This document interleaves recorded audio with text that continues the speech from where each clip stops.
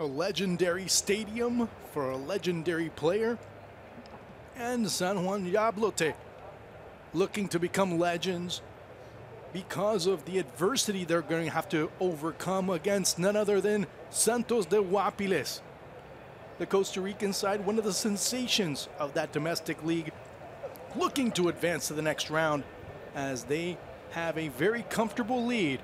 But as we've seen before in the world of football, things can change in the span of 90 minutes. Welcome everyone as we get ready for the return leg between these two sides that of course had their opportunities early on in the match, but it was in the end Santos de Guápiles who were hosting San Juan Jabloteh over at the Estadio Ricardo Saprissa that were able to get a 6-2 advantage.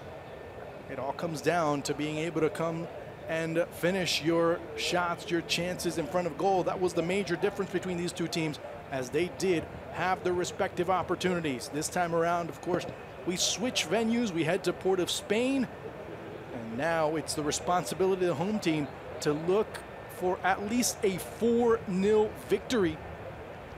Even a 5-1 would be favorable for San Juan Jabloteh as they look to advance to the next round in this Scotiabank Concacaf League.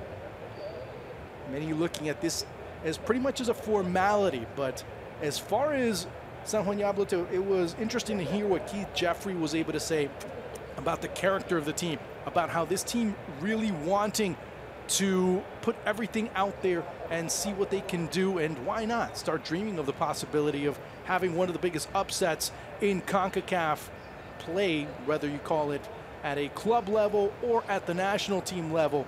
If this result were to be turned around, it would be one of the biggest upsets in this competition, albeit very young and albeit a debutant of sorts within the world football stage. It is something that is very important to start to establish as far as being excitable, as far as being able to show fans that will be slowly coming into this stadium to start showing exactly what this tournament can bring to fans and to teams, as everyone looking for the opportunity to be able to get that spot that will have them in pursuit for the CONCACAF Champions League title. Of course, that'll be played in February of next year, as all the big boys will be participating on that one.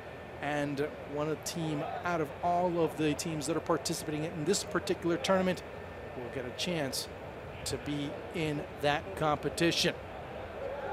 Santos de Guápiles getting the chance as they come in second place in the Costa Rican League. They took that 2-hour trek from over in Limon. It's a port city over in Costa Rica. They took a trek inland to head to San Jose to play the match. That's, of course, very similar coloring that you see here, especially right there, that bleacher where the lights are over at the Hazley Crawford Stadium in Port of Spain, I should say, excuse me. And that, of course, was very impressive to see the faithful that went to that particular match, that took that 2.5, 3-hour trek to San Jose to see their beloved Santos be able to come away with a victory. San Juan Jabloteh have been struggling domestically. They've been a team that has had all types of inconveniences, if you will, in the domestic league. They haven't been able to get a good start so far in this competition. They haven't been able to get a good start domestically either, and that has been reflective in their performance, especially in the offensive end. We talked a lot about how the Trinidad-based teams in this competition have had offensive struggles throughout. Albeit the early stages of the competition, we've seen these teams have problems as far as being able to create opportunities left and right. Or in the case of teams like Central FC, they've had opportunities, but they haven't been able to cash in on them. That leads to two very different situations and two very different problems that you have to deal with them head on. So we'll see how the adjustments that Keith Jeffrey has been able to make. Also, Johnny Chavez for Santos de Guápiles, as we see the referees and everyone involved coming out as kickoff is moments away.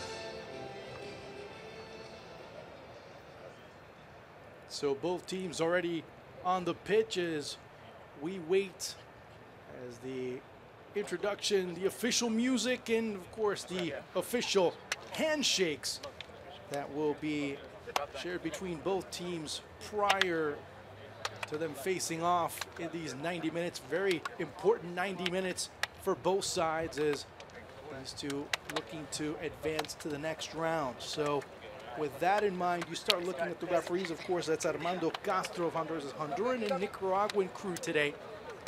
And it'll be interesting to see what happens. You see the starting lineup coming up very soon for San Juan Jabloteh, as really no changes as far as their starting lineup's concerned. Simpson and Lewis, the two players that scored. You see Kelty Simpson, the captain today, and Nathan Lewis, the winger, one of the players of the week in this past round of the Concacaf League.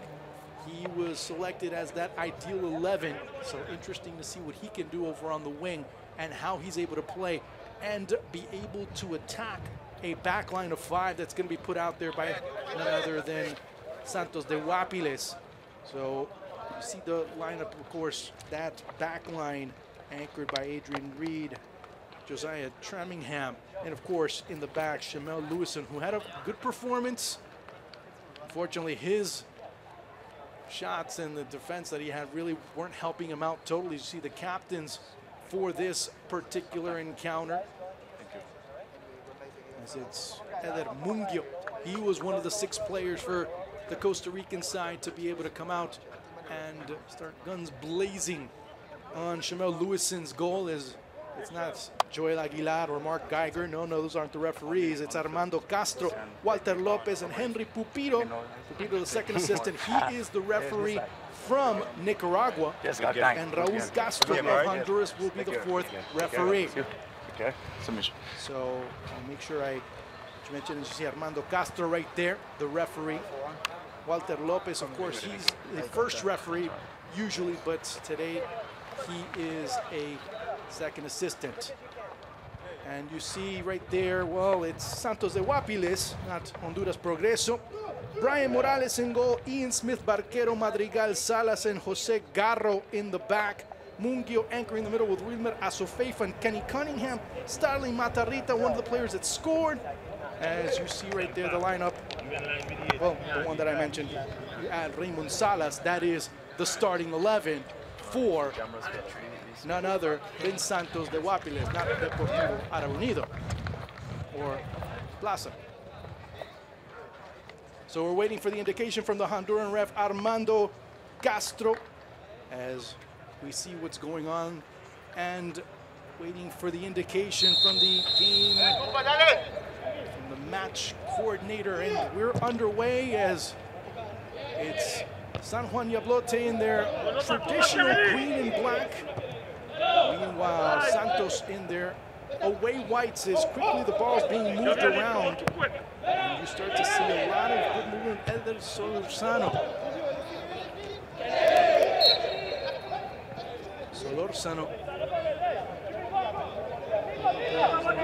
Last-minute substitution.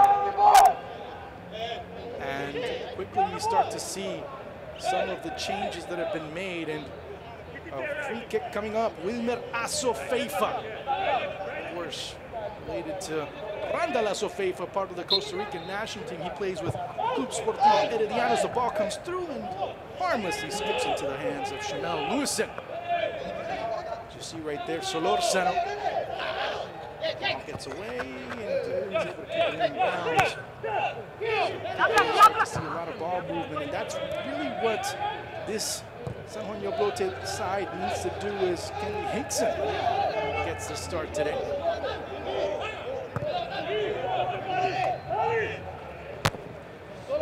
Ball being moved around but intercepted quickly as Solorzano was waiting in the wings, but it was Asofeifa that was able to get it intercepted. A lot of trouble in the middle as it's Williams. Damian Williams, one of 4 Jamaicans on the side as they dash down the left hand. Ooh, that's a penalty right there. From behind and quickly, the obvious call of defensive breakdown as inexplicably Foul called, and immediately we have a penalty coming on as the run being made by Nathan Lewis. Again, very dangerous down the wing. He's able to do some really impressive plays, and of course he was one of those players that scored the 2 goals for this San Juan Jabloteh side.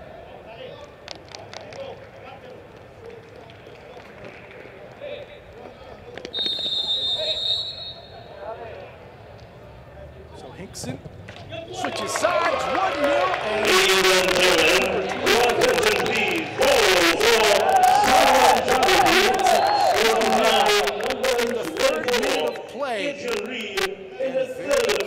defense by Santos de Guápiles.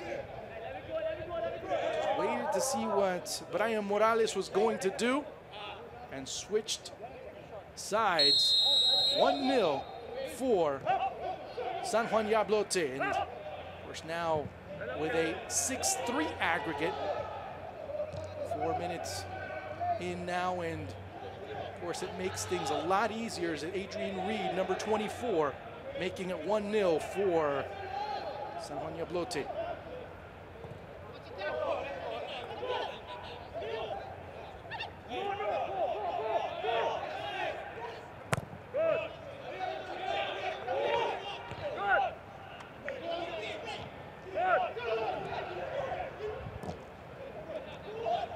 Again, the ball bouncing right through the middle.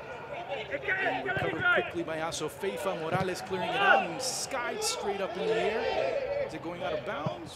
Offside, though, is being called by first assistant Walter Lopez.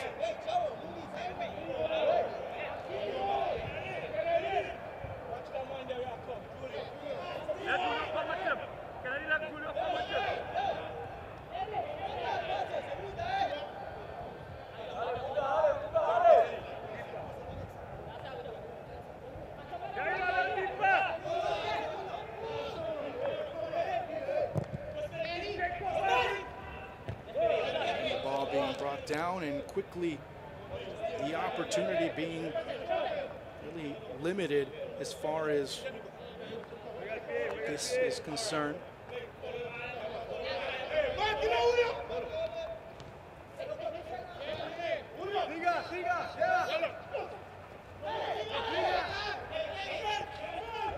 And the ball being knocked deep, racing down the pitch. Smacked away there by Morales. Bringing it down quickly here, the Costa Ricans, as it's Leonardo Adams.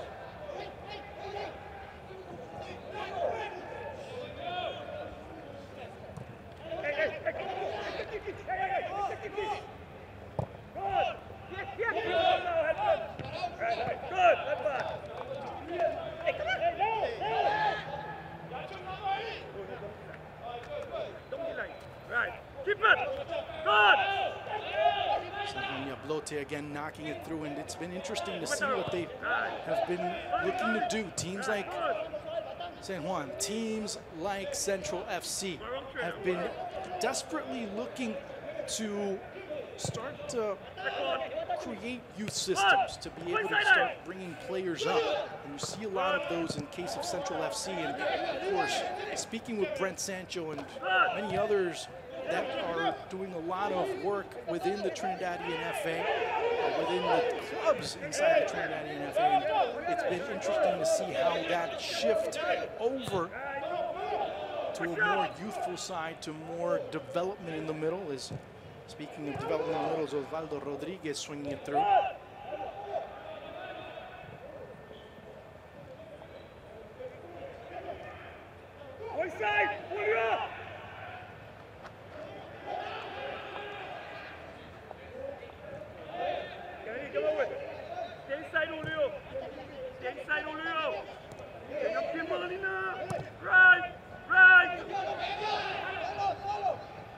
Morales.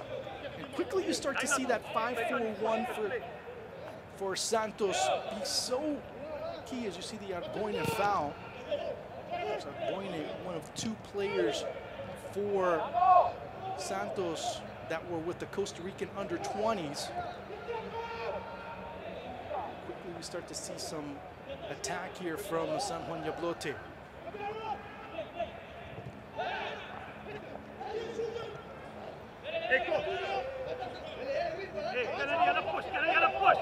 Solorzano. And they're dropping it back into the middle, looking and finding. It's Obando. It's the alternate side that this Santos side is looking to field. So Feifa from outside will be a corner kick as the deflection off the defender came awfully close to going in. Was it Akeem Benjamin, or no, it looks like it's Adrian Reed, the man that anchors the middle of that back line for San Juan Jabloteh, making it a corner kick. First of the match here as we reach the 8th minute of play.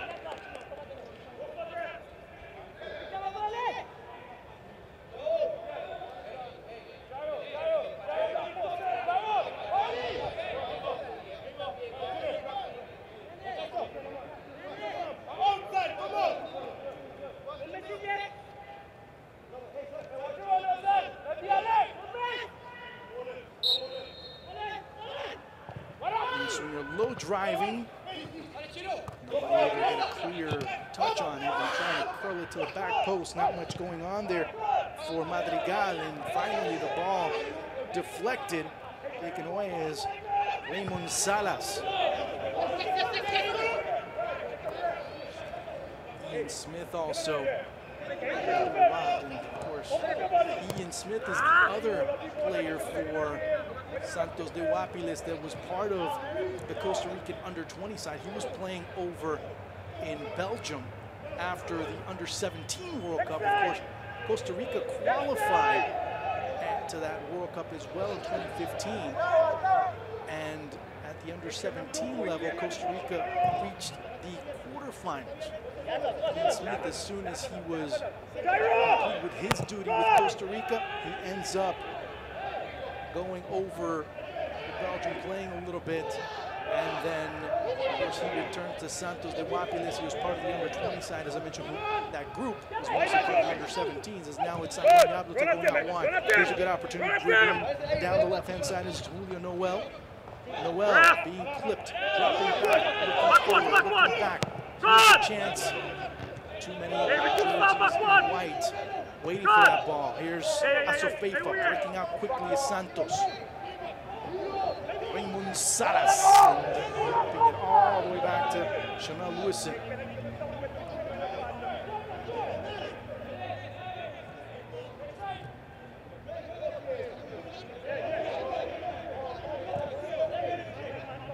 Minutes in, and it's San Juan Jabloteh with a 1-0 lead. Of course, it's 6-3 on the aggregate, and we've seen a bit more aggression and a bit more pause as you start to see Akeem Benjamin waiting to absorb a little bit of pressure here. Santos de Guápiles in the middle of the pitch, guarding, driving through, but Osvaldo Rodriguez forcing the ball to go all the way back as it's Nathan Lewis, usually as a wing, but now playing and dropping back more in the middle. Here's a lot of traffic in the middle, trying to see what they can do and not being able to do too much.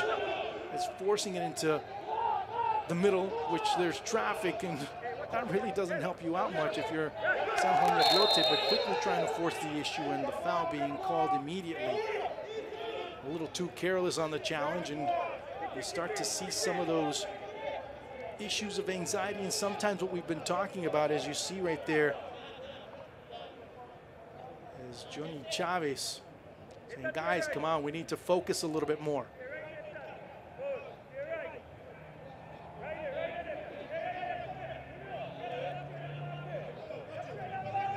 And right there, the challenge, just a bit mistimed, but also a bit reckless because the ball wasn't even close.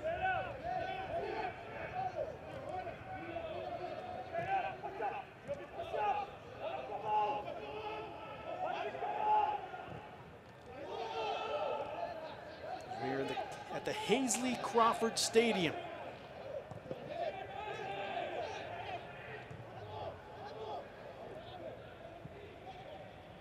Dashing through the middle, but dropping back quickly as Santos de Guápiles as the pressure is being applied in the middle. looking for an outlet. Madrigal shifting over. As you see that back line, you see the players rotating to and fro. Scrambling a little bit too much for one's taste, because when you start looking, as a handball not called there by the referee. Reed settles things down, leaves it for Benjamin. Looking to knock it to and fro here and there is Damian Williams.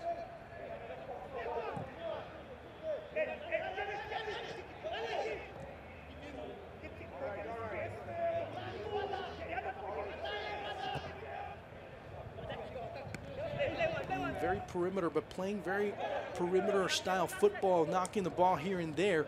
And the problem there is that they're doing it too far away from the opposing goal, and even worse off, they're doing that on their own half of the pitch. As you see right there, Keith Jeffrey, as he's giving indications, knocking it again and looking as Santos just waiting. Looking to deflect and looking to reduce the angles in which they can pass. It's been successful up to now.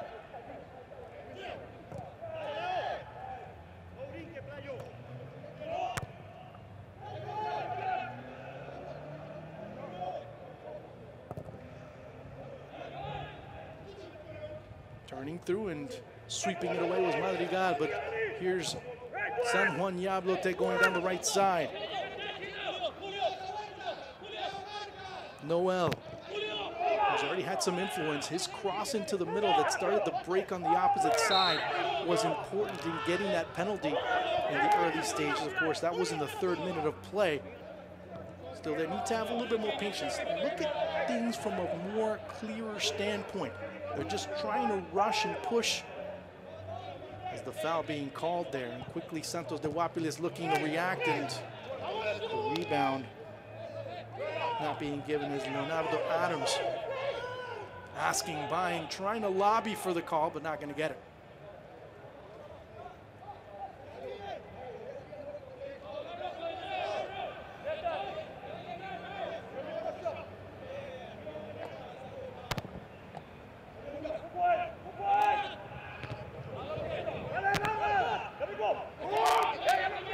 Ball covered from underneath and doing a good job here as Santos de Guápiles on the counter attack. Santos with Solórzano. Good overlap there as things starting to create an Obando as he gets pushed off the ball, and the referee says no, let's go and let things happen on the other end, as it's a throw-in for the home side, who's looking to reduce the deficit a little bit more. They've already had 1 goal, they need 3 more. Of course, the 2 away goals so crucial when you start looking at it from that perspective. San Juan Jabloteh now starting down the left side. Moving down that left side very quickly as it's Hinkson. Hinkson through 2, through 3rd of defender. No, he's not going to get it, but he is going to get a foul. A very sweet spot here for San Juan Jabloteh. A good free kick opportunity, and Johnny Chavez is beside himself right now.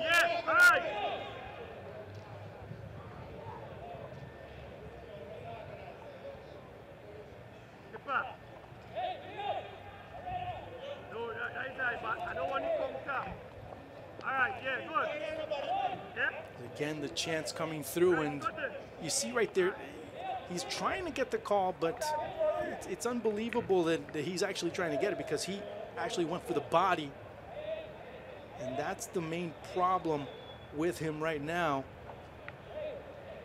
So a good chance coming up here for San Juan Jabloteh to make it 2-0.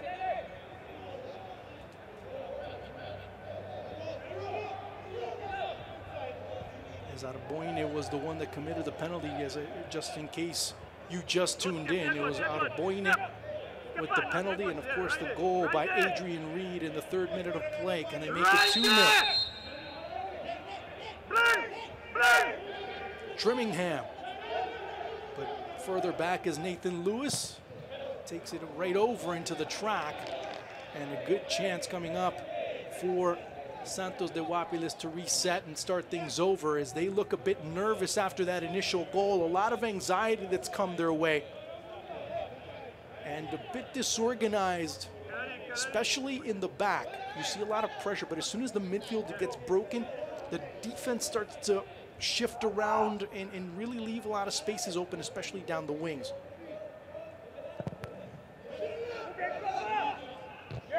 Gomez.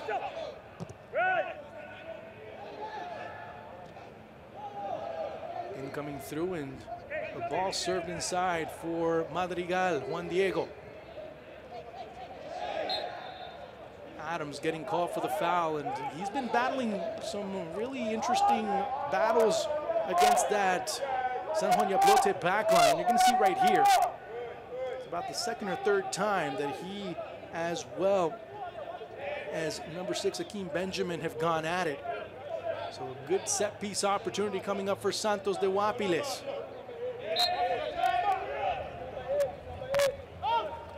Coming through first post, but they clear it out finally by San Juan Jabloteh. There's Julio Noel. Recovered in the middle. Escobar, one of the Panamanians, one of the non-Caribbean players for this San Juan Jabloteh. 2 players, one from Panama, another from Colombia. Knocking it through and knocking it through the top of the 18 and cleared away.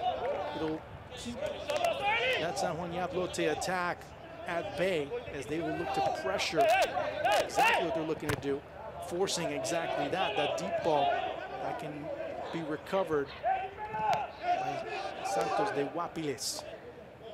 Now let's start to notice how Noel, and it's been the wing play that's been so successful. Noel down the wing as he's being chased down, he's being run down, and finally it'll be a throw-in coming up. But that's been one of the keys for this San Juan Jabloteh side to be able to make a difference. Trying to run, trying to find where Marvin Obando is on this near side. On the opposite side, trying to go up against Pablo Boyne. He's a strong player, but as far as speed, as far as pace, doesn't have that particular aspect of play that can make him so dominant. And now the breakout coming out. There's really no man up top there. They can really continue as the speed of San Juan Jabloteh really gobbling up that potential counterattack. 20 minutes in and still a 1-0 lead for the home side. San Juan Jabloteh, who they had to drive about an hour north to the Hazley Crawford Stadium to be able to take this match. The stadium where they usually play in is about 3,000 fans. And trying to put it into the middle and safely put away there. Drop it back. Been very choppy here and there. Both teams have not been able to construct anything on a continuous basis. As it's Lewis, a lot of dribbling in the middle, taken away by Arboine, recovered again. Looking to play things maybe a little too anxious, as you see right there. Not the best pass, not the best decision.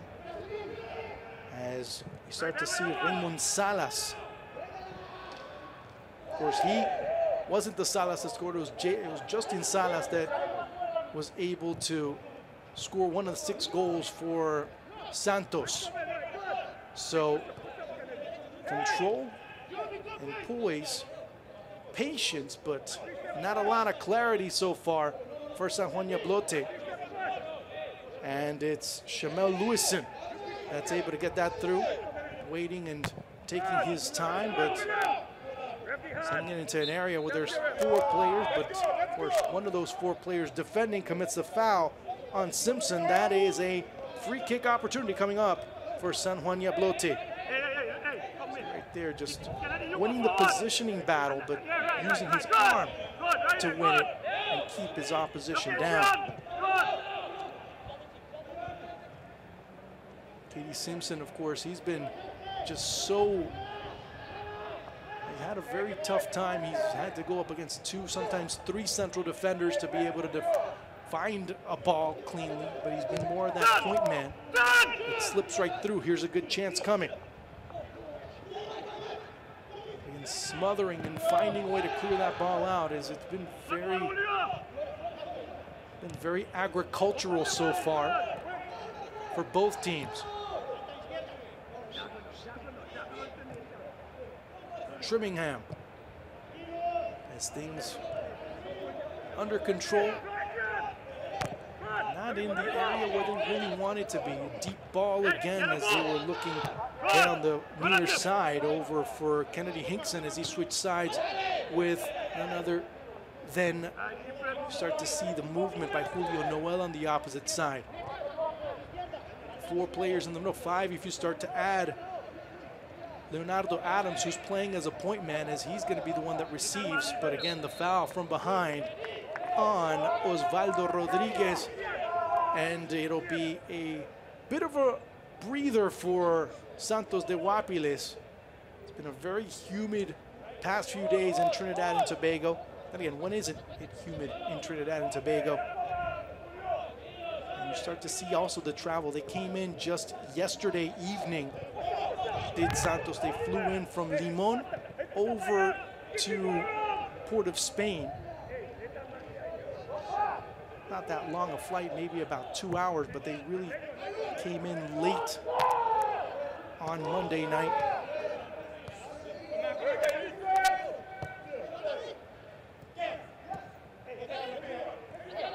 Lewis.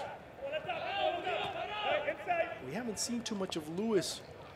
When he's over on the wing, he can create some opportunities, and as time has gone by, we've seen Lewis drop back more in a defensive stance, and that has truly limited a lot of the attack down whatever side he's usually on. He started out over on the far side, now he's playing over on the right, and that has really hindered to a certain extent, because then you start looking at a lot of vertical passes, extremely long balls that only 1 or 2 players can look to defend or look to win against 2 defenders that are waiting for him. Knocking it through, good job, but even better anticipation as Adams is able to retrieve it. Now into the middle, it goes for Solórzano. 5 players dropping back for San Juan Jabloteh, and finally it's Shamel Lewison.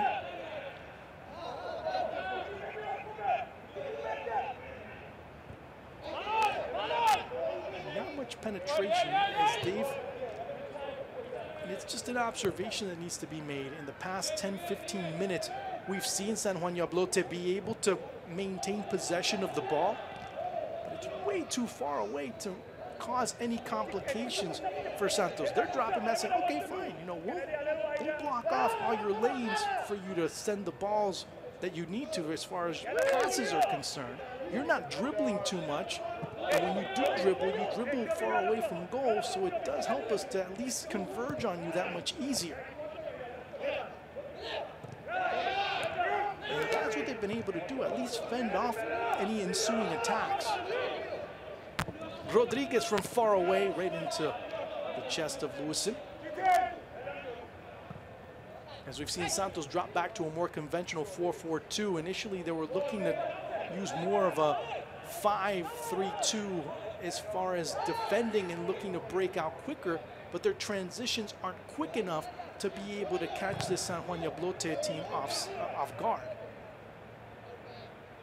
And to Keith Jeffrey's credit, his squad drops back very well and starts to reorganize himself defensively. So that really limits any type of options that San Juan Jabloteh are going to give the opposition, especially when they're defending so well, or at least positioning themselves so well enough to be able to fend off any attacks, because up to now, all of the shots that have been taken by Santos have been from about 20-25 meters away.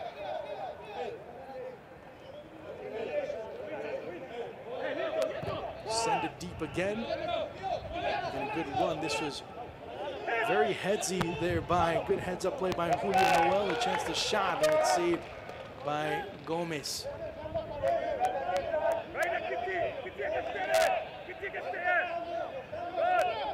So right there, just a shift, set it up for his left foot, and really no rotation. So that, in a way, is one of the negatives about that particular play, how it was finished. Lewison. Here's the opportunity. Oh, what a big mistake by Lewison. It gets taken away, but he doesn't have an angle. And finally, it's taken out. It will be a foul called. And those types of opportunities, you got to take full advantage of them as we're halfway through this first half. So now, final 20 minutes plus. As the displeasure on Johnny Chavez's face, and not even his face because you're not seeing it, but just his body language shows his displeasure as far as what's going on. And this one, you can put in the blooper reel. Listen, call for, been able to make a call for an infraction, but again, the referee wasn't in position, so Juan Jabloteh looking to make something happen. Good play, good by Noel. The cross in the middle and cleared away at the last second. Fending off another opportunity. And that's what they need to do. If you're looking to create, you need to keep it on the ground. You need to be able to start associating a bit more, start having more wall passing, more give and goes in order to have this defense be able to break down a lot easier. If you do not have those chances, if you do not give those opportunities, that's going to be a problem.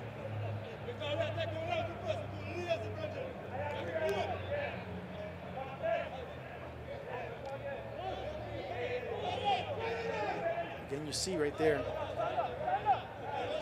trying to prevent the counterattack. And let's see, there was a yellow card, at least the yellow card, or you saw the referee going to one of his pockets. I guess it was off or not.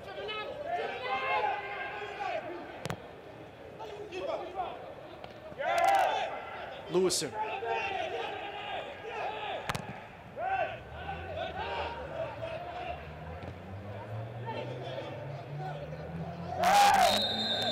Another foul again. A lot of contact, and finally the referee's like, no. It's a yellow card, and that's the first of the match.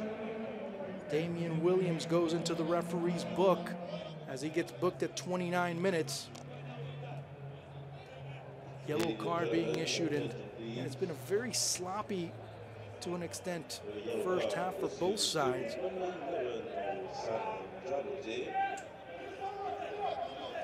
But there's been moments of clarity. There have been moments where you can start looking at lots of promise, lots of potential. And that's what kind of keeps you wondering what could be. As another aimless cross goes through.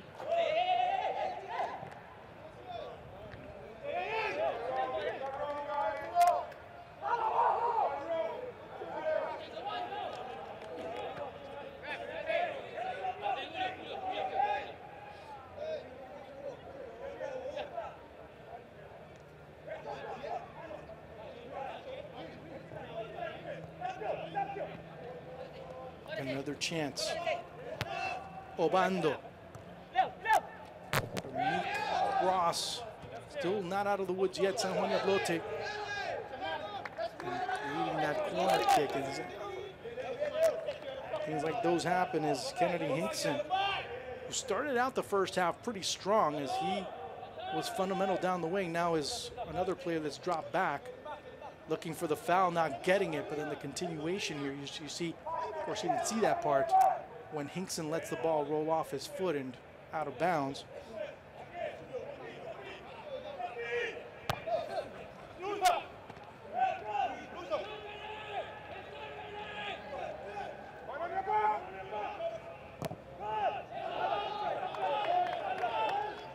Counterattack.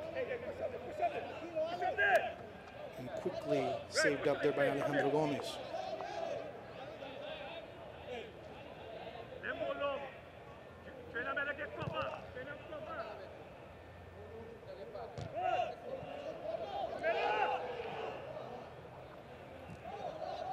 So still 1-0 after 32 minutes. And Santos are looking at least to try and play out of the middle, and now they're starting to get attacked and starting to get fouled a lot in the middle of the pitch. So they're starting to establish themselves. And that's been a key for them to at least keep San Juan Jabloteh on their own half of the pitch. So a set piece opportunity coming up. where they go, because if you start looking from the perspective of trying to put the ball in the air, got some big boys back there, and they're going to win a lot of aerial battles. It takes a lot of positioning, and you have to be very intelligent with these types of plays. What do you do? Asofeifa heading it through, the chance and the score! The equalizer for Santos de Guápiles. Jose Garro. 1-1 at 33.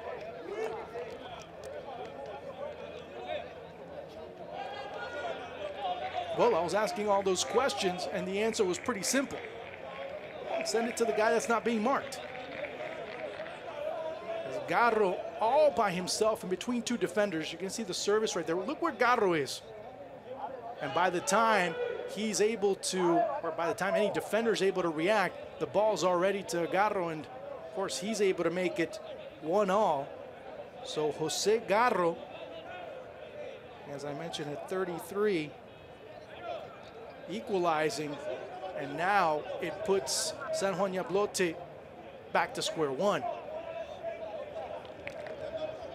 So 7-3 on the aggregate.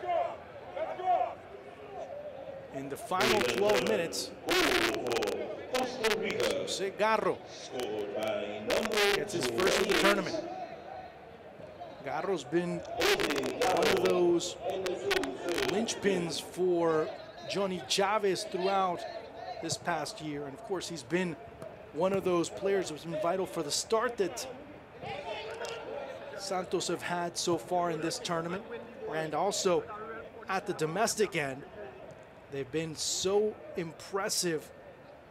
We're currently second place behind Deportivo Saprissa, but nobody expected Santos to get such a quick start. Many were looking at Alajuelense.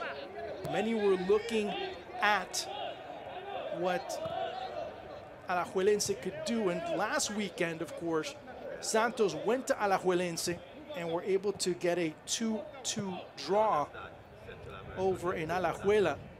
And that's really what had them concede the top spot to Saprissa.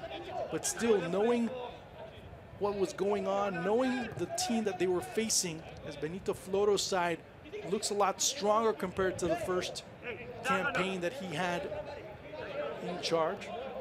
A bit different, a bit more aggressive, a bit more oriented on the attack.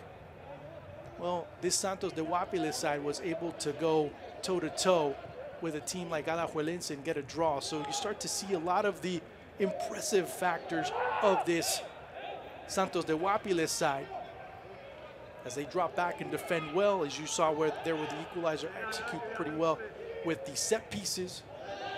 Half of the goals that they've scored dating back to May have been off of set pieces. Again, another cross diagonally as Trimmingham sends it back. It originally came in the direction where that man right there, number 13 for Santos de Guápiles, excuse me, for San Juan Jabloteh. I was talking about none other than Julio Noel, as he's been a bit more compressed. He's a bit more limited as far as what he's been able to do.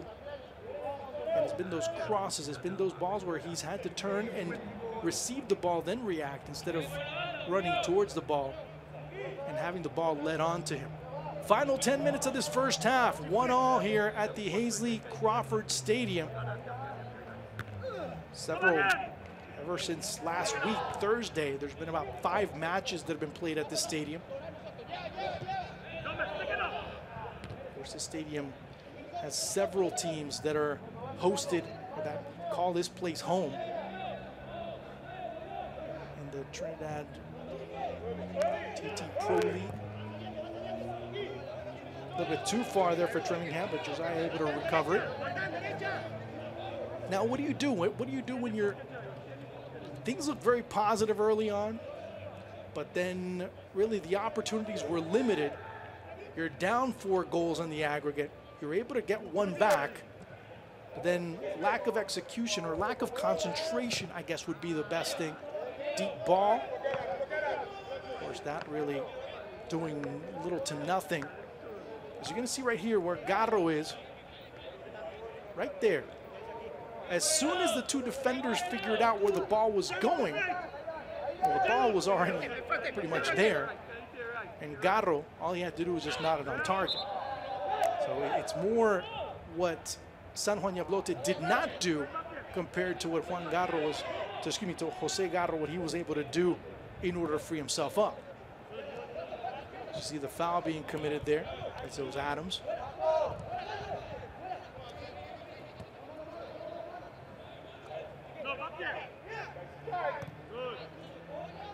Benjamin.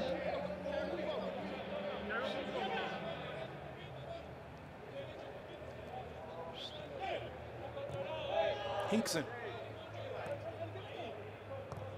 Lewison looking to play it out of the back, and give him a lot of credit. This team looking to usually play the ball out of the back. Now that's the problem. As soon as they play it out of the back and trying to link up with the midfield, immediately they go deep and trying to skip lines, and that really doesn't become very conducive for play up top. You don't really put your players in a very good position offensively if your midfield not going and really retaining the ball.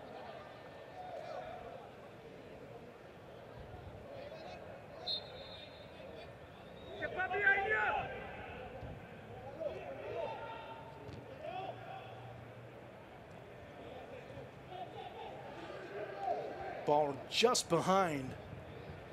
There's Javon Morris barreling through. Morris keeping his balance somehow, some way.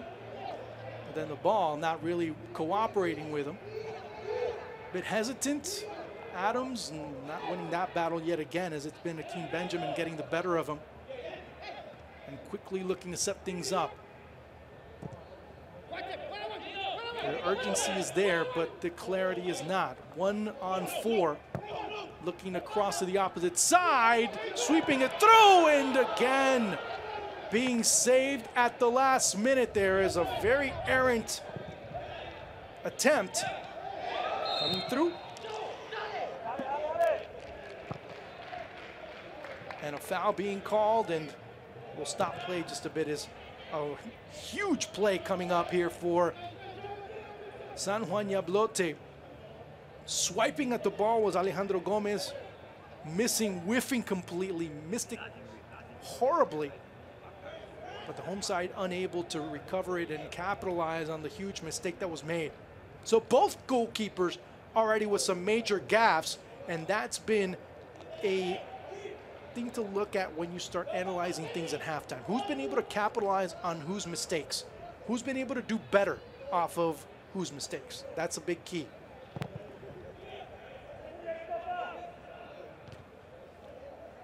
Again, bouncing, clearing, and that ball looked like it went out of bounds before. So it will be the case for Santos de Guápiles as we reach the final 5 minutes of this first half. As there's been more desperation being shown, a bit more pragmatism, if you will, from Santos.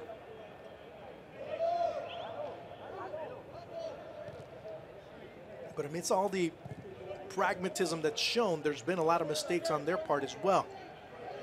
Lewis.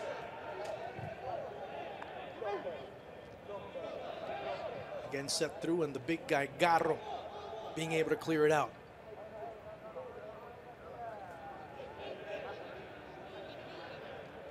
So 7 players for Santos have scored in this tournament. 7 separate players have scored in this tournament for Santos de Guápiles.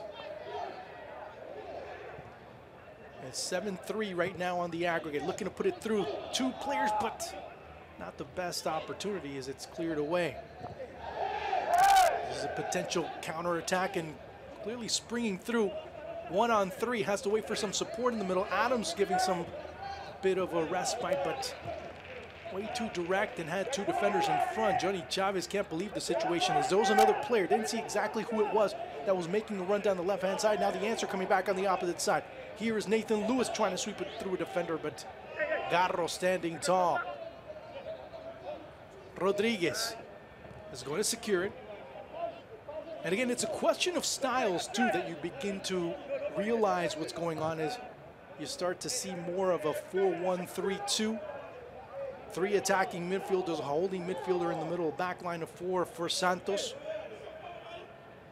Costa Rican football a little bit slower, looking for the more direct ball, looking for the best opportunity, the best matchup when you do have a faster, more physical player up top. It is very indicative of Costa Rican football to do that, especially in the past, I guess you can say 4 years. You've seen that style begin to emerge a little bit more, and also deep balls to win the second ball, which is the case on this particular play, as it was Obando that was looking to take a shot from way outside. Again, when you have a situation where you look to send a ball deep, but it's with the purpose of someone trailing to win that second ball, that changes things a little bit. But when it's to send it deep and have a player fight off 1, maybe 2, maybe 3 defenders, that's really what complicates things. That's really what begins to make things a lot more, it really hinders you offensively as a team. So right there, really no ability to connect up top, and collected in the middle by Eder Solórzano. Obando from behind. That's got to be a card. I don't know what the argument is there. I mean, it was absolutely not even a close call. It's at 44. Need to see what the official call is. Slowly getting up is Marvin Obando.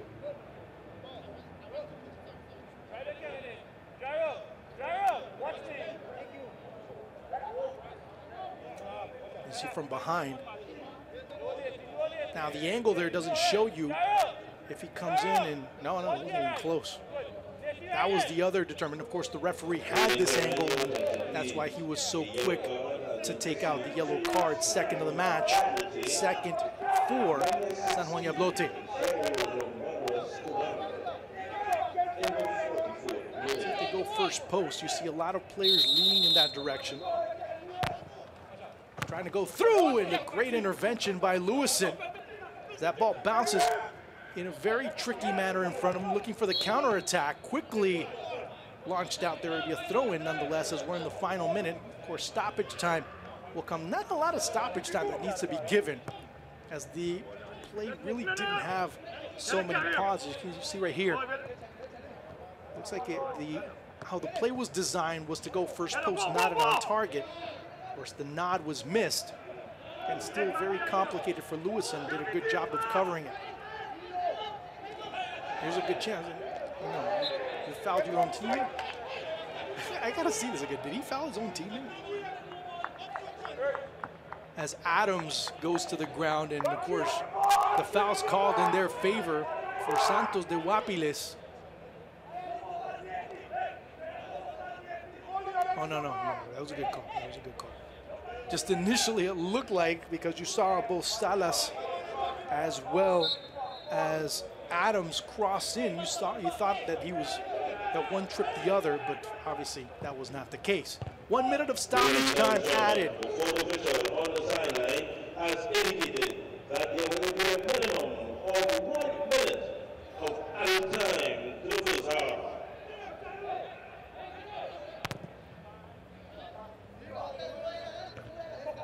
One back in the middle, and Santos will look to just retrieve it, maybe get a shot. If not, just try and run out the clock. But maybe an opportunity for more, as you start to see a lot of San Juan Jabloteh opportunities go by the wayside. Backline of 6 now, as they start moving back and forth, to and fro.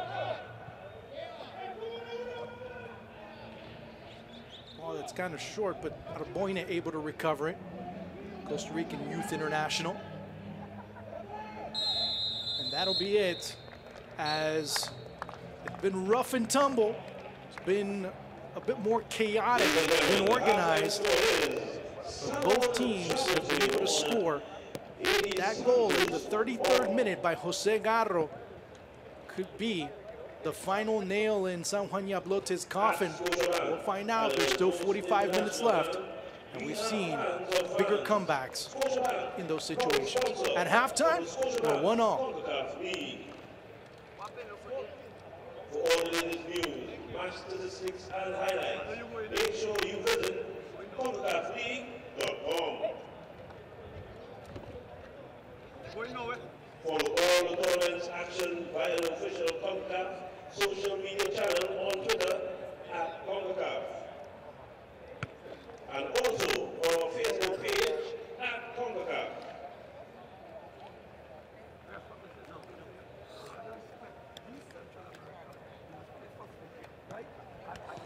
At Scotiabank, Canada's most international bank, we are fans of fans. Scotiabank, proud sponsors of the Scotiabank Concacaf League.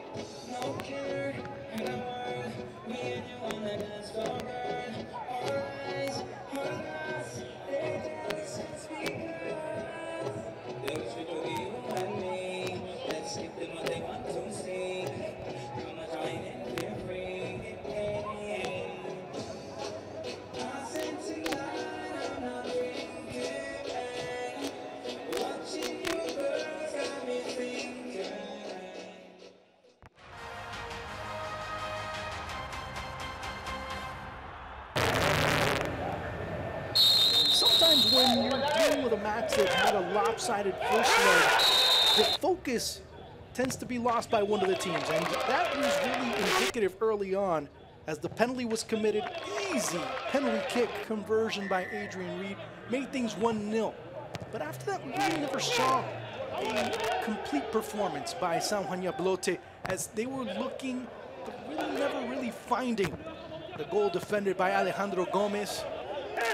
There were many opportunities that really discomforted. Of course, it's about mistakes. And remember during the first half what I mentioned, who capitalized off mistakes? This first one would have made things very complicated for Juan Jabloteh, but Santos de Guápiles not being able to capitalize. And again, Shamel Lewison looked very sharp in certain instances, but of course, when your defense isn't really helping you, that's another story. As Jose Garro finding that ball, and Lewison is the reason why you see this team still 1-1.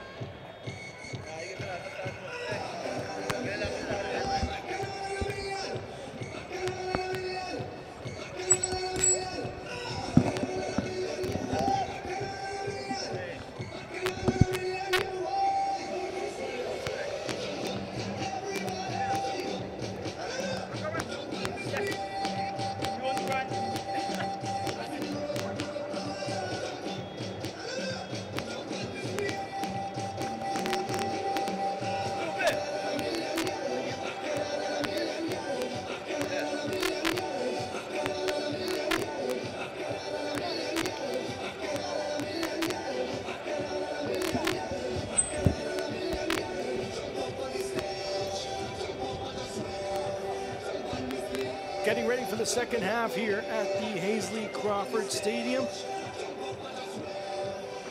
Depending on how you look at it, you're either 45 minutes away from advancing, if you are Santos de Guápiles, or you're 45 minutes away from being able to have one of the greatest comebacks of 2017. If you're San Juan Jabloteh. As of right now, it doesn't look like there's any substitutions. Just waiting to see, get official confirmation as to who is on, who is off. We'll find out in just a couple of minutes. As Alejandro Gomez, save for that penalty kick,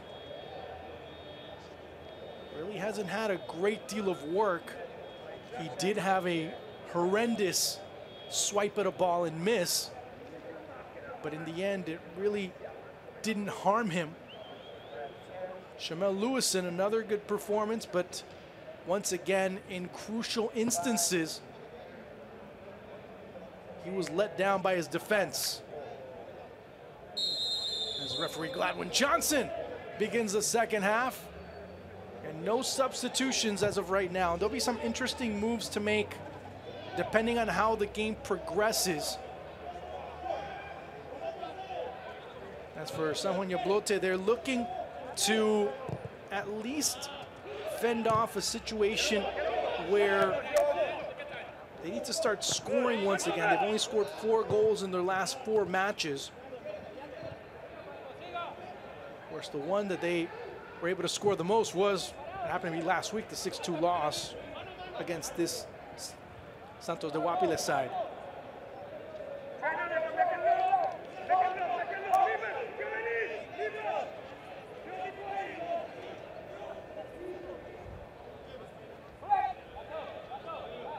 Of course, Lewison showing his stuff, the goalkeeper, 26 years old. And he's been very interesting to look at. Of course, he was with Grenada a couple of years ago when they made their maiden voyage into the Gold Cup. He was their goalkeeper. There's a chance it's brought down quite easily by Alejandro Gomez.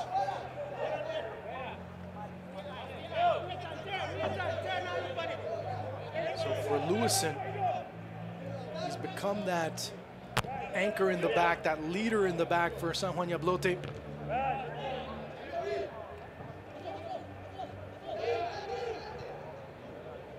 Meanwhile, it's been Santos de Guápiles that's been able to regulate things, despite the possession favoring the Islanders.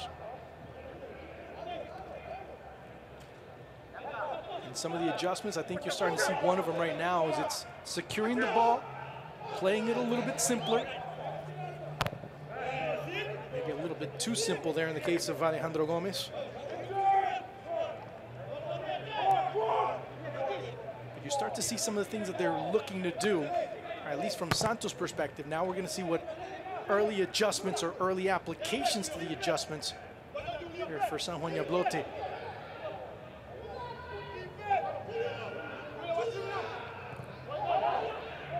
Back into the defensive end as it's crossed back into the middle by Josiah Trimmingham. So no substitutions as of right now. Just to give you a quick reset of how things are looking. Lewison, of course, in goal. Trimmingham, Benjamin, Simpson, Williams, Julio Noel, Jairo Escobar. He's lurking in the middle as he's been a bit silent as a foul being called. Another from behind. That'll be a third yellow card. Nope. Come here, getting a talk to, and no more. They're from behind, just, again, mistimed challenge. Javon Morris, Kennedy Hinkson, Adrian Reed, Nathan Lewis, the starting 11 for San Juan Jabloteh.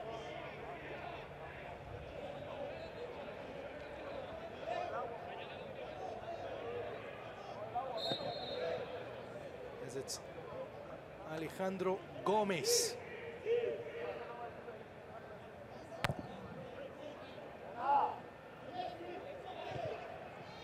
Deep ball, looking in the second ball, but it's won by San Juan. Deep balls, again rushing up the pitch. Here's a good chance for Noel, but each time he tries to attack, he has to turn around as he has no room. Good work there by Osvaldo Rodriguez. Did I mention Gomez, Arboine, Mongio, Salas, Madrigal, Obando, Asofeifa, Adam Solórzano, and Jose Garro with Rodriguez, the 11 for Santos de Guápiles, who came out into the second half looking to regulate, looking to at least keep that proverbial foot on the throat. They might need to score one more just to keep this team honest. Shot from outside.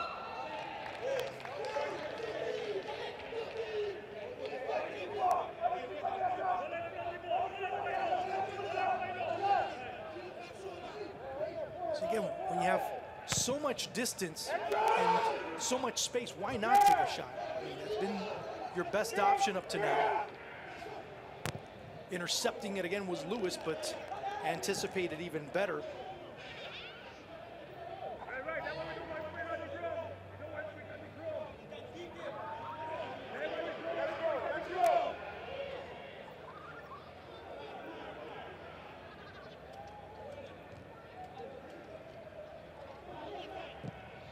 Ball went in the middle there by Williams, the captain tonight. Lewis. As he tended to drop back a little bit too much in the first half. Here's where he's most dangerous. Good cross, but better positioning there by Gomez, excuse me, Alejandro Gomez, who's had some interesting stops throughout his career.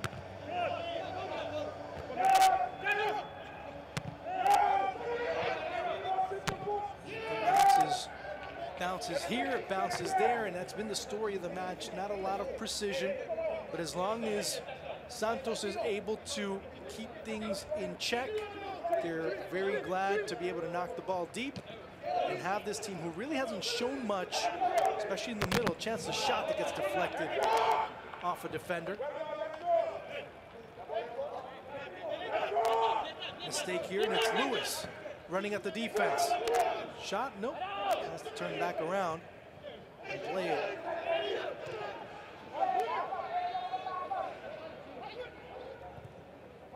Hinkson now running through as the overlap no longer there, trying to bounce it in. As it was there, Simpson looking to bounce inside and see what he can do and find the ball and cause some problems, but wasn't able to do any of those.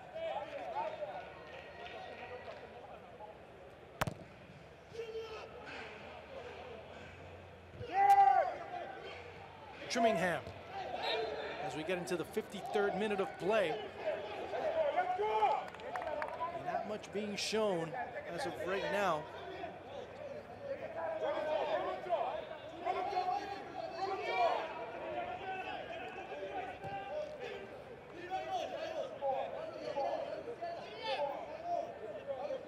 Reed.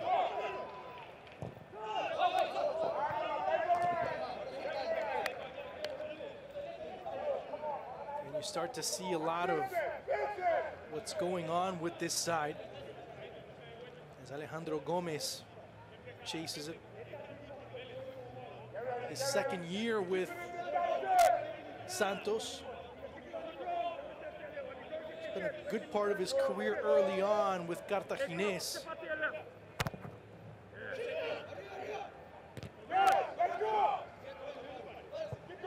Where he really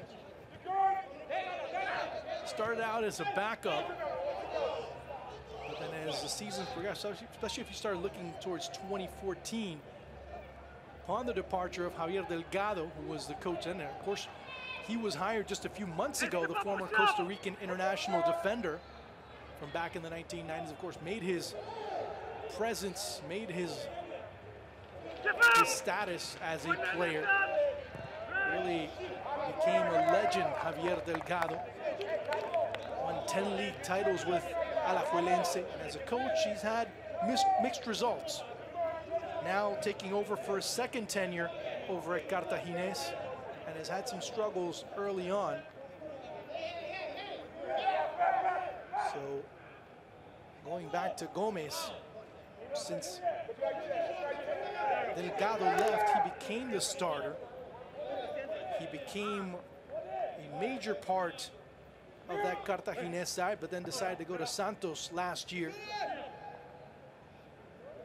so far, he's been playing a little bit here and there. He hasn't been able to get a lot of starts. He's only been able to start 3 times. This right now is the first start of the season for Gomez. Of course, it's been Brian Morales, the 24-year-old, that's had the majority of the starts. As again, you start to see Nathan Lewis run at the defenders, crossing it through, the chance right behind, inside the 6, the goalkeeper not being able to make it a very convincing presence there, as a foul's going to be called, looking for the card, and he's forgiving Eder Solórzano. He could have made a case because he did come with his cleats up. You see right there.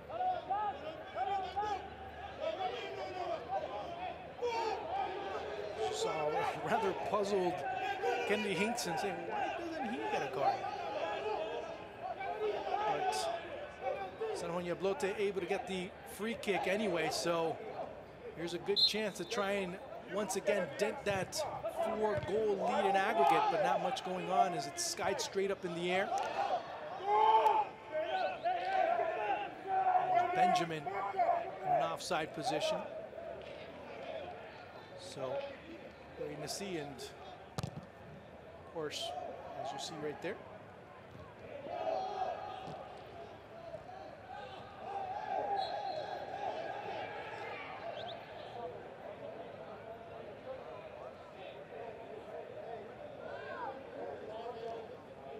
foul being committed and another stoppage of plays. It's been rather choppy so far in this second half. Johnny Chavez at this stage just wants to make sure that the players that go down get back up. Doesn't want to have a lot of injuries coming as of next week. Because speaking of Cartaginés, that's where they head to Cartago to play Cartaginés. And then they'll host Municipal Liberia.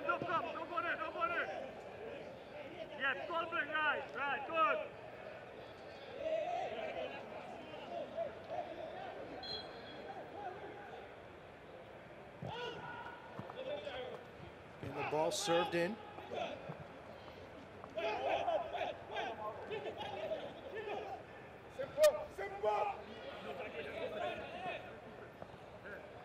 Lewis trying to give and go, but Williams wasn't anticipating that one.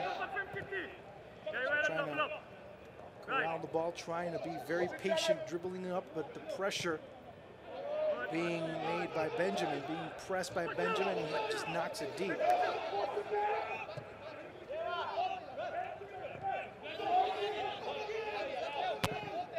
Knock it away and start it all over again. Rinse and repeat here for Santos de Guápiles as they're looking to win that second ball. Failing to do so as they give it right back as they look to set themselves up defensively. A man down for Santos.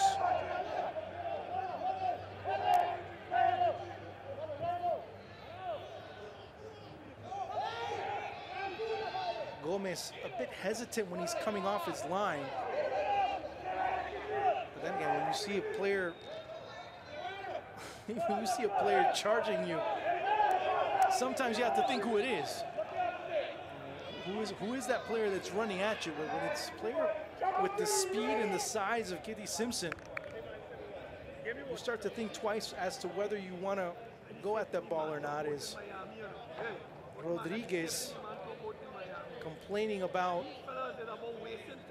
the shot that he took?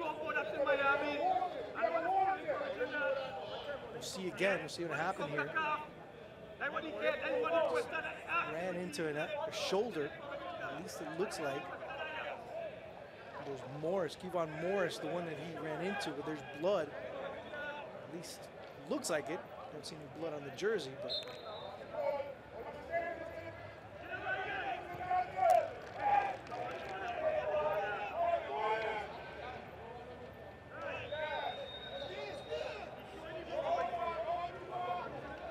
As play begins once again, and we're still at 1-1. Winning through the back and committing the foul. Very slow developing, and there's that foul, quite obvious. Not much that could be said there to defend as Rodriguez looking to come back.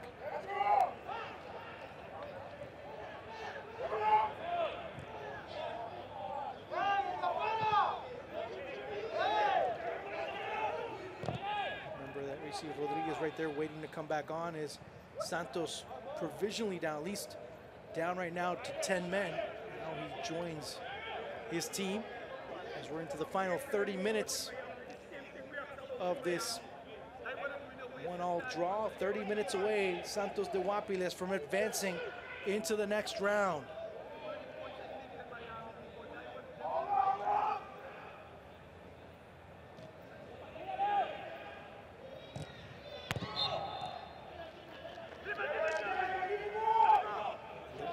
Hasn't been much to talk about as far as the offense is concerned for San Juan Jabloteh. They've been unable to really create anything from outside.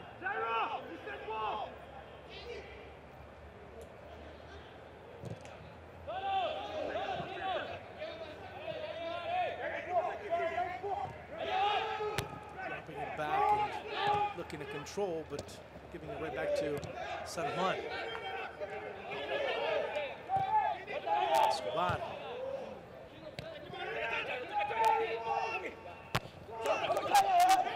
There's a ball, just drifts right through, but another threat being avoided. It's probably the first dangerous incursion inside the area by San Juan Jabloteh in a long time. There's another foul being called and another cramp being developed.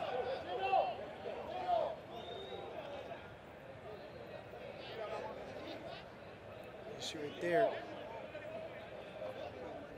Javon Morris.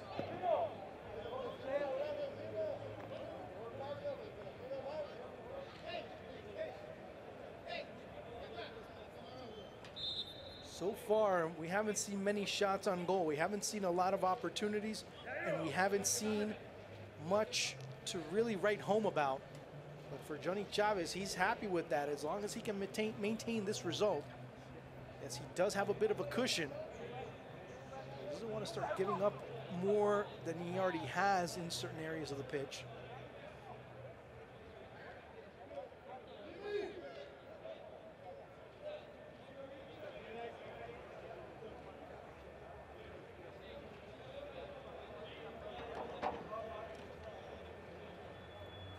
Referee says, okay, if you're gonna get some treatment, you better go do it off the pitch. We have to resume play.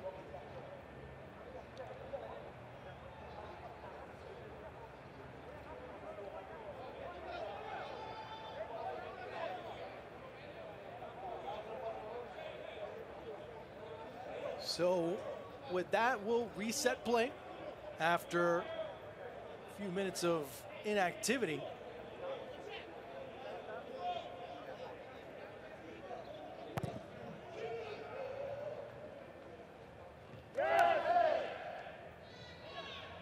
Winning it in the middle and right back, and that's just been the story. That's been one of the major issues that has been really haunting this San Juan Jabloteh side. I'm talking about Central FC last week, and they had some similar issues. The ball right behind Adams, trying to win it again, create another situation. Tracking back again, Adrian Reed shielding, using his long body to keep that ball as far away.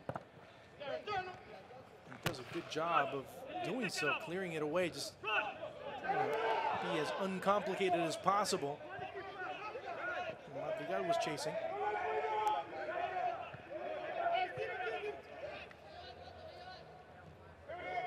Haven't seen any substitutions as of yet. Madrigal.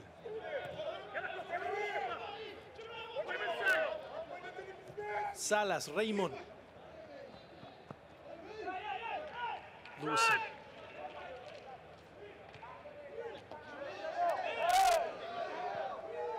Almost getting that ball taken away, and good work there by Adrian Reed, who scored in the 3rd minute of play. And that's been the story so far. Reed, of course, one of those more veteran type of players. And I'll use the whole veteran. He's, of course, one of the oldest players on this team. Of course, he spent some time going through it, man, from St. Andrews, but really spent a great deal of his career in Trinidad and Tobago. He was able to, has a Caribbean Cup to his name. He has a Premier League, at least a Red Stripe League title to his belt. There's a foul being called, and wait a second, if it's on, now it's just gonna be gone. You have a player being sent off because Williams was already booked. And coming on is Diego Diaz for Santos de Guápiles. You can see right here. As Damian Williams. Oh no, that's. Oh man, that's not even a foul. That's borderline assault.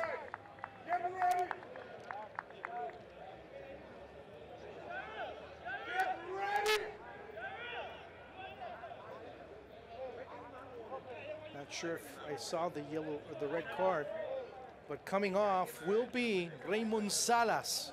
So that's the first substitution. So Salas comes off. In comes Diego Diaz. Trying to see if the referee even gave a card, because if he did, he has to be off already. That's at 67.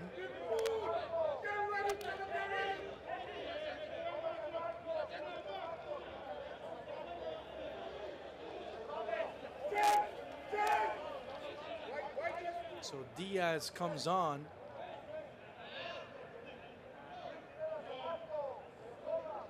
He makes his debut in the tournament, of course. Exchanging pleasantries with some of the San Juan Jabloteh players. Another chance, and it'll be a corner kick this time. In the 66 minutes, entering the field is number 23, Diego Diaz. You see right there, ball coming through, and of course he played with Limon. He also played with Alajuelense back in 2015, 2016. Ended up in the final. Of course, Saprissa winning that league title. Just working it through, going in, and Garro not being able to angle himself properly, but still being able to get to the ball first. Still knocked away, and it'll be a goal kick coming up for San Juan Jabloteh.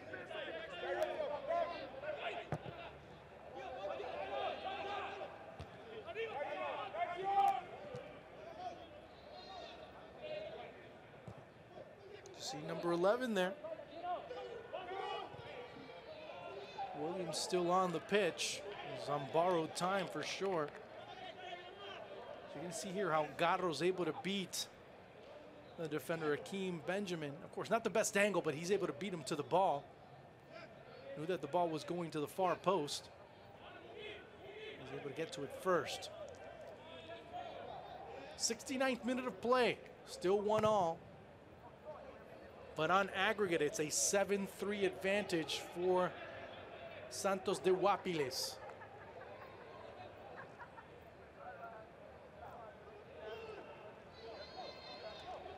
Now San Juan Jabloteh looking to make it happen, and almost sneaking it past. Great save by Alejandro Gomez. Sends it over for a corner kick. And that's what they're able to do when they're full on, and you start to see a bit of a defensive lapse from Santos. Get to the far post, slapped away by Gomez. Recovered on the near side by Wilmer Asofeifa, but the foul being committed. It's Julio Noel. Had some parting shots there to be given.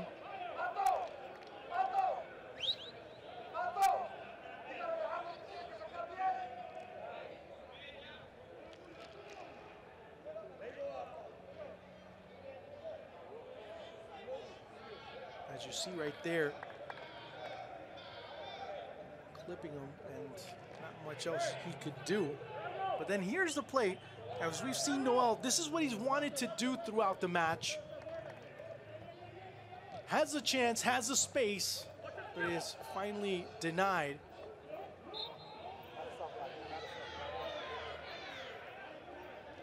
Looks like Julio Noel will be coming off. Either be Noel or Hickson. We'll see. No, it's going to be Noel. Kind of weird.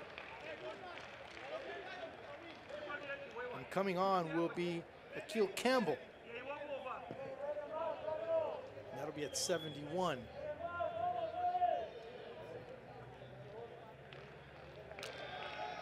So first substitution of the match.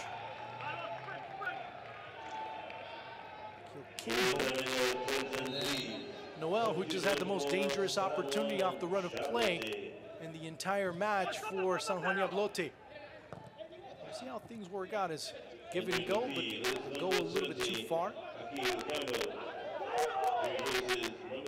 As Reed wins that ball, but still Santos moving it around quite well.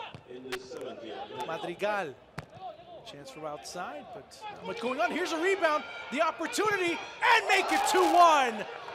Who is able to capitalize mistakes is going to win. And right now, all signs point to Santos. Eder Solórzano, 2-1.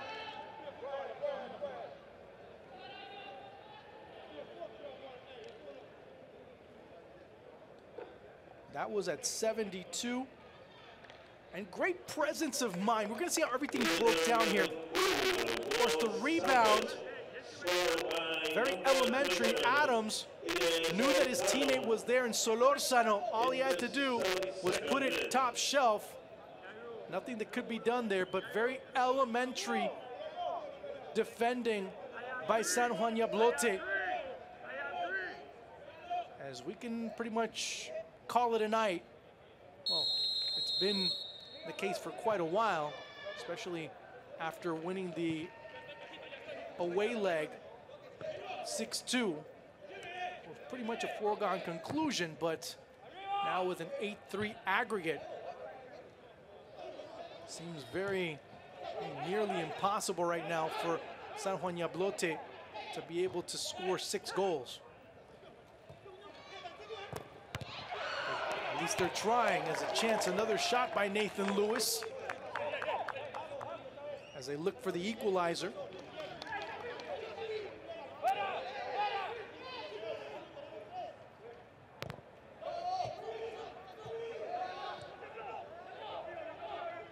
And now, I know I'm reaching, but in the event that San Juan Jabloteh were able to score 5 more goals, the away goals rule doesn't come into effect. That is, obviously, if Santos doesn't score again.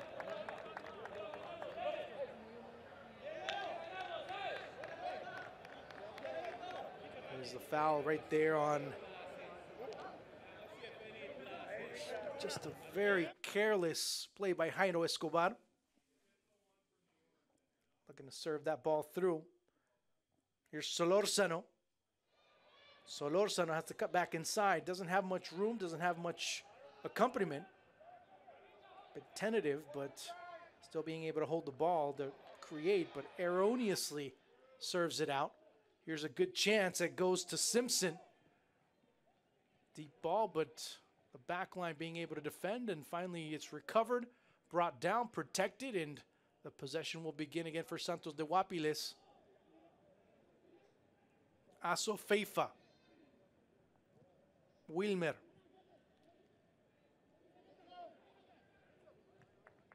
As we're here at the Hazley Crawford Stadium in Port of Spain.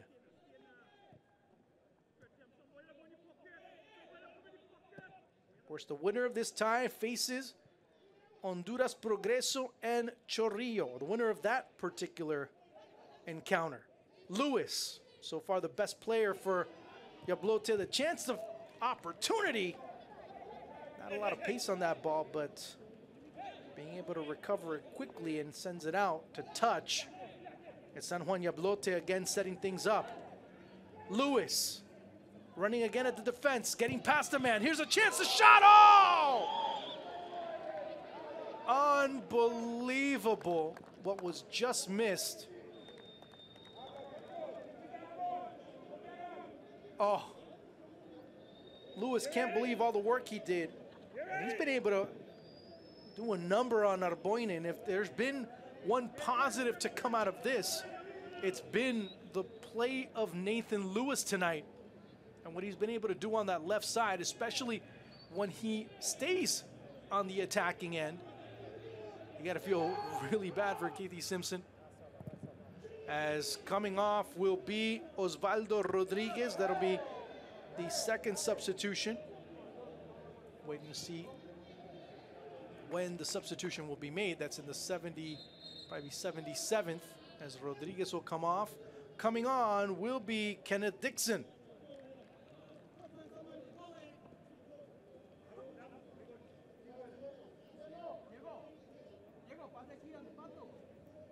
So you start to see the changes that are being done.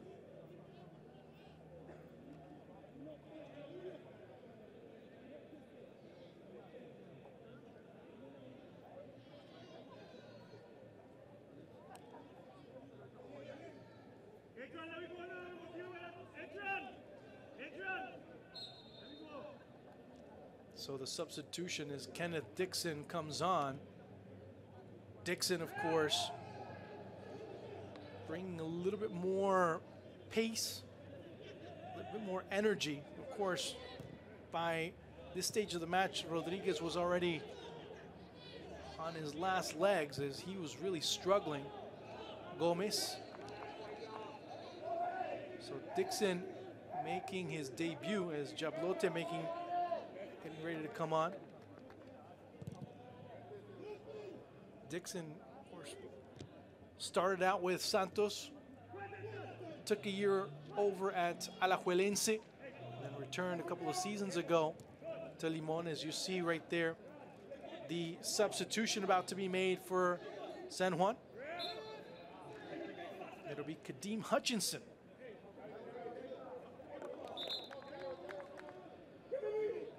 Getting ready to make his presence, and Escobar comes off.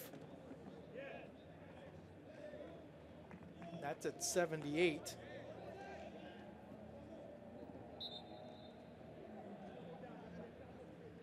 Hutchinson was also part of the youth system for Trinidad and Tobago. Ladies and gentlemen, your attention please. We have a substitution for San Juan Jabloteh. San Juan Jabloteh. Right there you see Kadeem Hutchinson. See right there, Rodriguez came off, and oh, you see, oh, that's why. Of course, looking to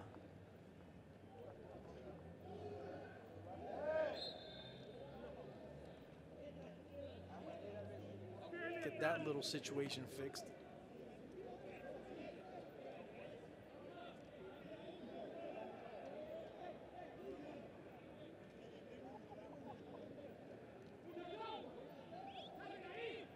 So we're into the final 12 minutes of this match. Ladies and gentlemen, we also had an earlier substitution for Santos.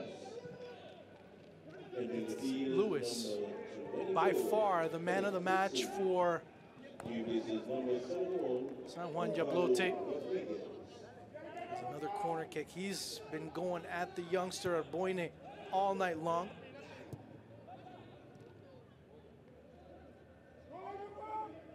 So another substitution for Santos. It's going to be Rigoberto Jimenez coming on. All by himself, offside. Ooh, I want to see that again. I'm not so sure.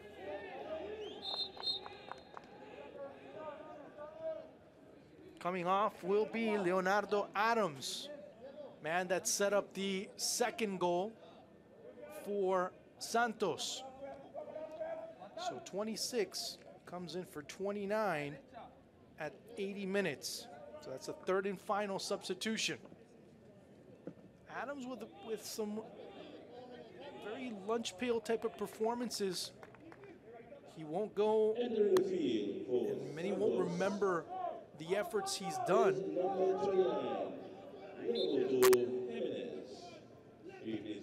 As Jimenez comes on.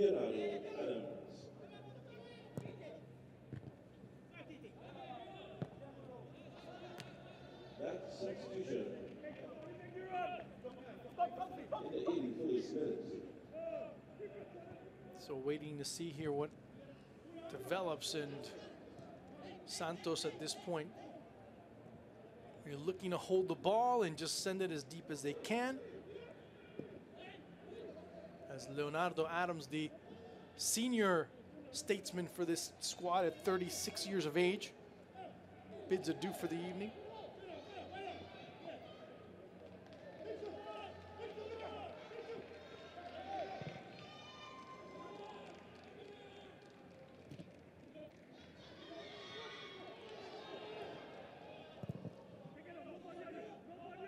Lewis again avoiding a ball and not having much accompaniment. That's been his story tonight, but despite that, many will be looking at what he did. Get very errant, rushing the ball, and the counterattacks developing on the far side. And on the far side, and then you also had another chance, another run that should have been at least considered by Diaz as his teammate was running down the near side. Really created something special there, but for Johnny Chavez, not something that he's going to remember fondly, but it's something that he's going to use as a wake-up call for this team. As the Costa Rican League, of course, playing on two fronts when you have a team that's not the deepest, that can really create a lot of rigors. When you have a team like Saprissa, when you have a team like Alajuelense, like, of course, the defending champs, Herediano, who aren't partaking in this competition, that makes it more complicated on you. And I'm not sure if he was trying to take a shot on goal or hit the ball boy behind goal. Either he missed both really bad. But for the most part, this has been a performance that, so one more substitution. I think it's going to be an interesting one, and also a very intelligent one by Keith Jeffrey. If you start looking at it from this perspective, because when you have a player that's pretty much on borrowed time, and your captain tonight, Damian Williams, is exactly on borrowed time, might as well take him out now and bring in a man that played in the away leg. That was Elijah Manners. He's getting ready to jump onto the pitch. And not much else can be said about tonight's performance.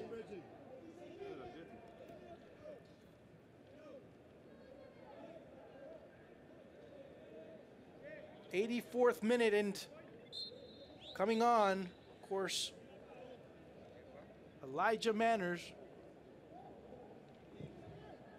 Can he offer a bit of spark? Can he offer something at least to try and close things out?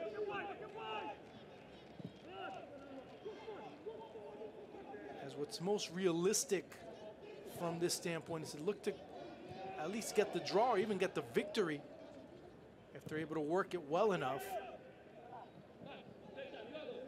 As Elijah Manners, another midfielder, looking to see what he can do to contribute.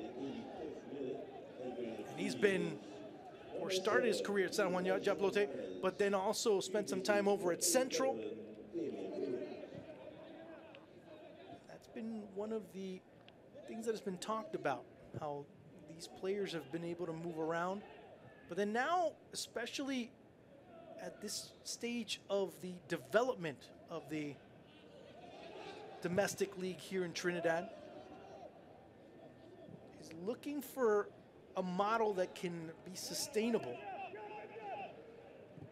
There was a comment that was made by Keith Jeffrey a couple of days ago that there's not a lot of money to go around, not a lot of resources, I should say, to go around as far as being able to bring in players or really build strong teams, both domestically and internationally. Of course, he goes and continues and takes a shot at, says, well, yeah, there's two teams that can go and do that. Of course, starts talking about police and also defense force, and for obvious reasons, of course, he says and actually he used the term for obvious reasons. Of course, they're funded, of course, by their respective branches of authority. There's a good chance that's brewing. Can they capitalize on it? Chance the shot that goes just wide. There was a great save by Alejandro Gomez. Very opportune. The Costa Rican goalkeeper barreling through here is Lewis. Trying to poke it through. The chance off the crossbar. It's a bit of inspiration amid all the chaos in front of goal. That's where you start to see a bit of the tentativeness here by Alejandro Gomez, as he has been refusing to come off his line at times.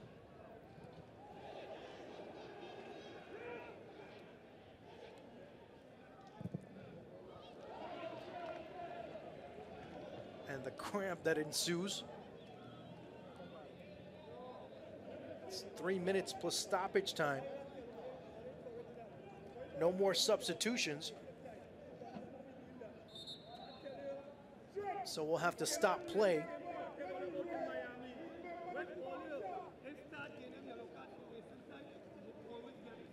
And you hear from the bench, got to start giving some yellow cards to start preventing time wasting.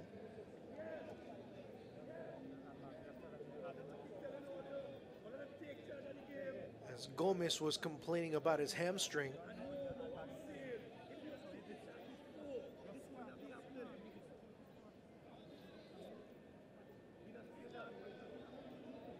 So final 2.5 minutes. Of course, that'll be added on. Here's another chance to see that play, and a great parry by Gomez to be able to at least get a piece of it. And here, some really interesting chances have developed, and that leads to the other thing, not being able to finish properly. There, unluckily, he missed his opportunity to score. Remember, no substitutions for Santos. But at this point, if they'd have to play with 10, I don't think they'd mind whatsoever.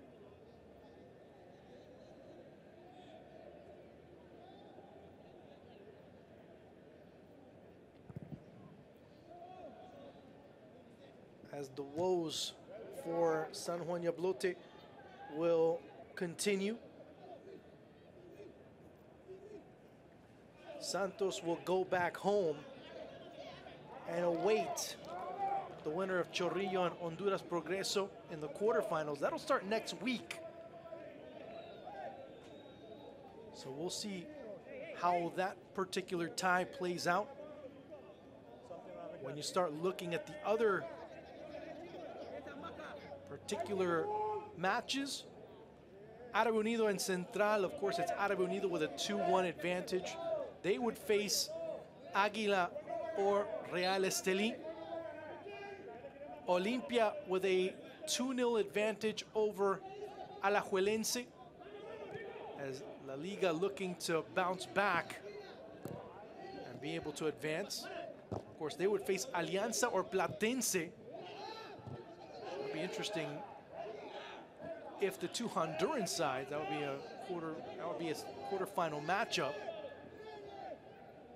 And then Plaza Amador, who are down 1-0, facing the winner of that match, of course, Plaza Amador and Portmore United, should I be more specific. Portmore United with a 1-0 advantage.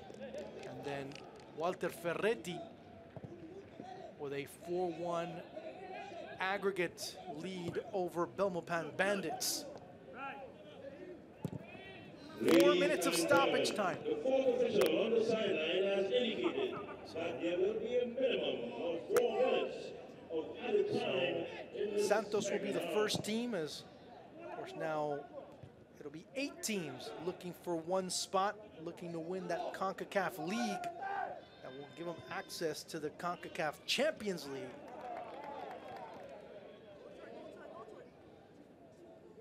Which will start in 2018.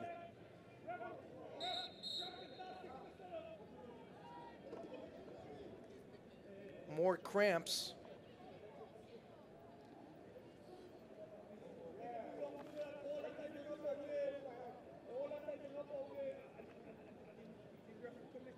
Looking to stretch out, and good opportunity here for the Santos players to take a break, but when Johnson's saying, guys, you're going to have to take them off. And they'll have to play with 10 for the remainder, or at least until he can return, or if he can return.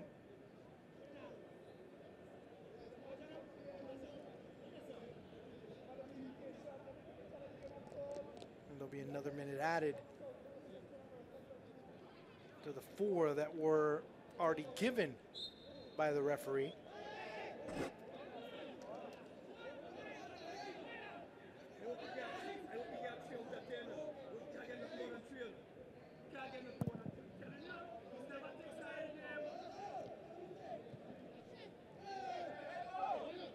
Benjamin.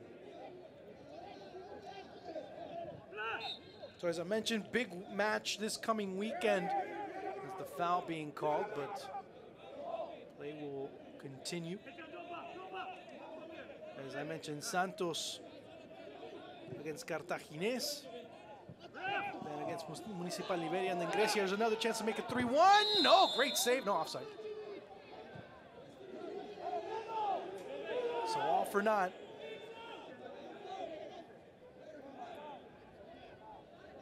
Juan Jabloteh, in the meantime, will place all their efforts to get back. Mind you, they're only in 4th place. I don't know about that.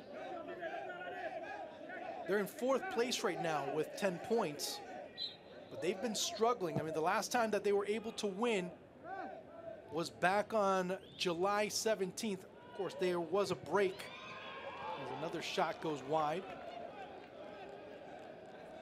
There was a 2-week break just a little while ago, and they resume play this coming weekend as they play Police on the road, Central at home, and Point Fortin on the road as well, as they look to recover from that 2-1 loss that they had right before the semester break at the hands of Club Sando, excuse me. A 2-1 loss that really put them in a very negative situation. But mind you, what puts them in even, at least in a positive light, is that they have 2 matches in hand, and that could help them be able to scale the table a bit more as we start getting into a very important phase of the Trinidadian Domestic League. Of course, Northeast Stars are in first place with 16 points. Club Sando with 14. Same thing with W Connection with 10. None other than Juan Jabloteh.